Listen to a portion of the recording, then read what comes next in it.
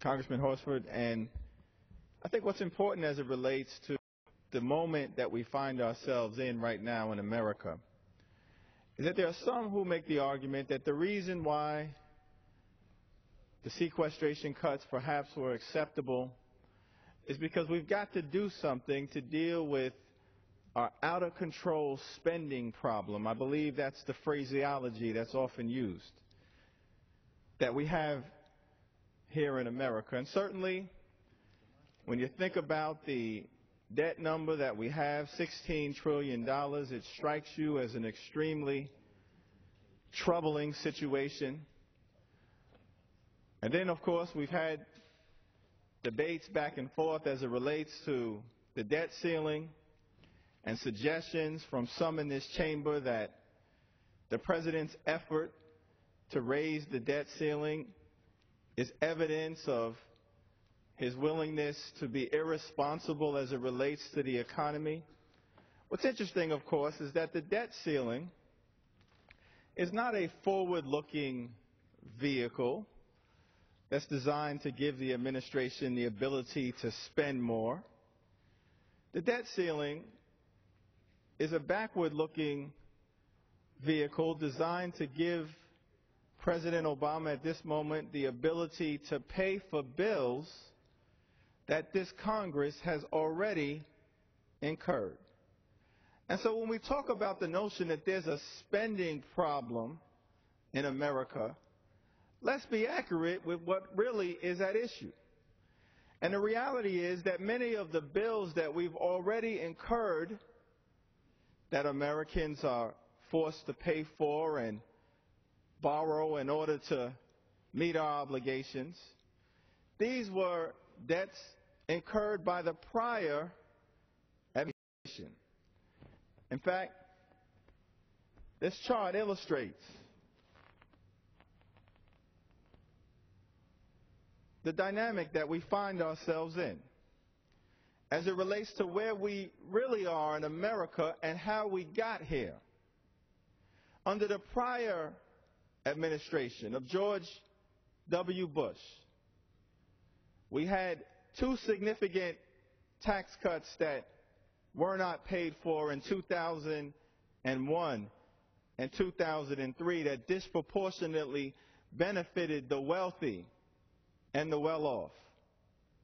We had an unjustified war in Iraq that cost Americans in lives and in treasure, that contributed significantly to the deficit and our need to raise and borrow additional debt. And then, of course, we had the collapse of the economy. It cost America, by some estimates, $22 trillion in lost wealth, home ownership, economic productivity. And as a result of the collapse of the economy, which took place under the prior administration, many argue they were sleeping at the switch and allowed some in Wall Street to engage in reckless behavior.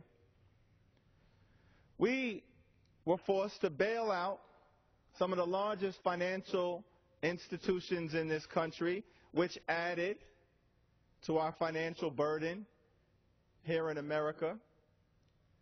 And then when the administration came in, inherited a train wreck.